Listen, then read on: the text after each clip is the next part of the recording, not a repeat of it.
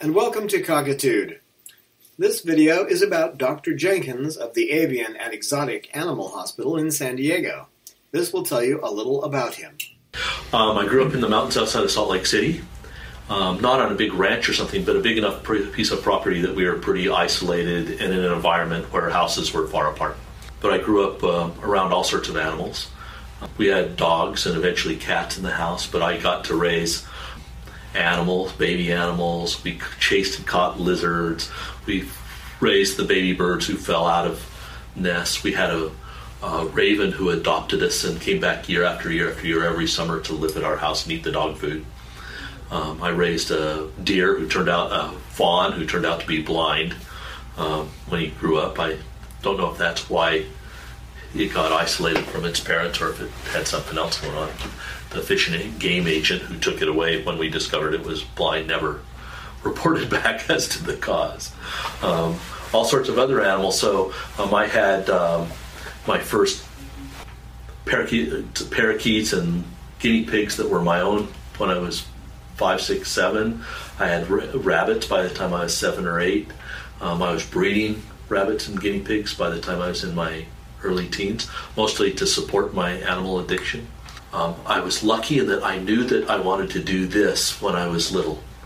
When I was in second grade, I repeat this story all the time, but when I was in second grade and I got to go to the school's library for the very first time, I checked out Dr. Dolittle, and that was in the early 60s, and it was right after the book had come out. As a matter of fact, I remember it was on the new bookshelf. So long before the movie came out, just to age myself. But I took that book home and had my mother read it to me as a training manual because I knew I wanted to do this, and I thought that Dr. Dolittle book would be a good way to kind of let me know what I needed to know to be an exotic animal veterinarian.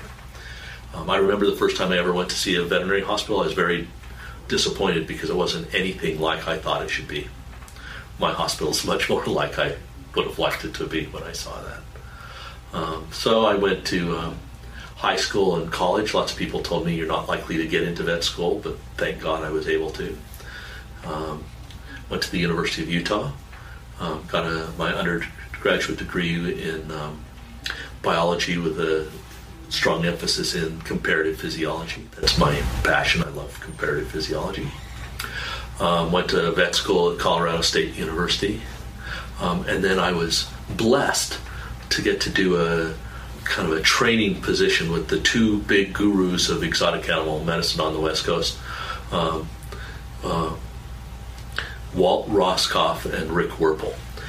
Rick, bless his soul, is dead and gone, died of colon cancer, but Walt's still seeing patients in Hawthorne, California.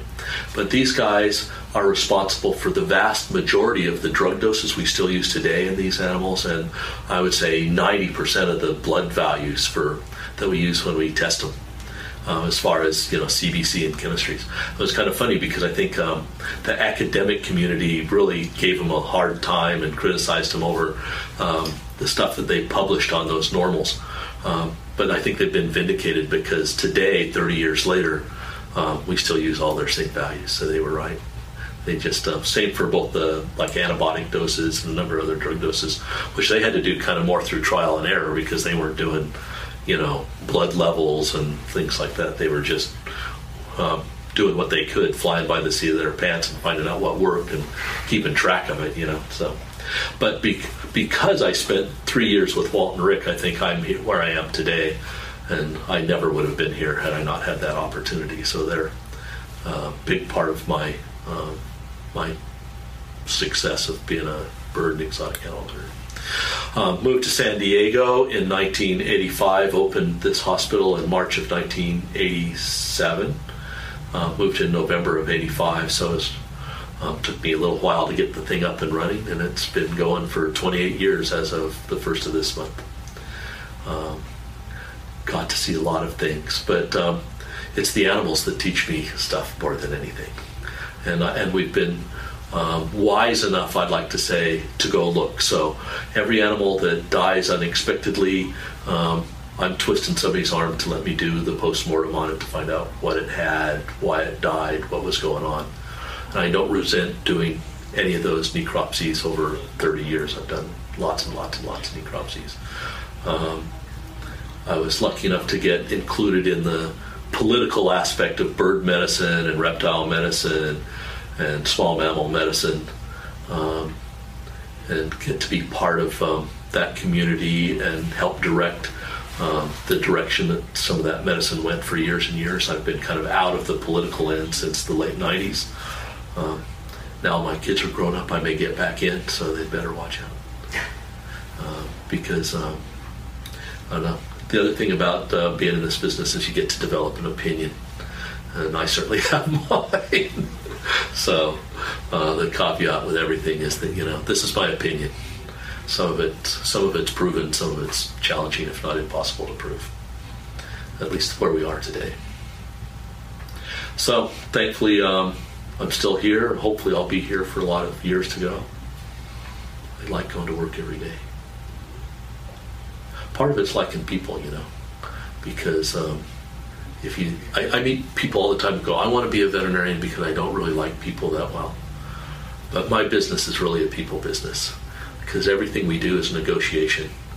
We have to work out, because it's not like human medicine where we just get to do everything we want with your patient. Somebody has to pay for it, I'm afraid, and so everything we do, pretty much, we sit down and try to figure out how to make it work. How do we do enough to save your animal at a price that you can afford? So it's unfortunate, or fortunate, I don't know which, but it's the way veterinary medicine is. We welcome your feedback on our videos. We look forward to your insights, tips, questions, stories, and pictures. You can email us at cockatoo@chloesanctuary.org, reach us on Twitter @Chloe Sanctuary, and join with us on our Facebook Chloe Sanctuary page. Please visit our website at www.chloesanctuary.org. That's Chloe spelled CHLOE. You can support us on a per-episode basis by visiting www.patreon.com, that's PATREON, /Chloe Sanctuary.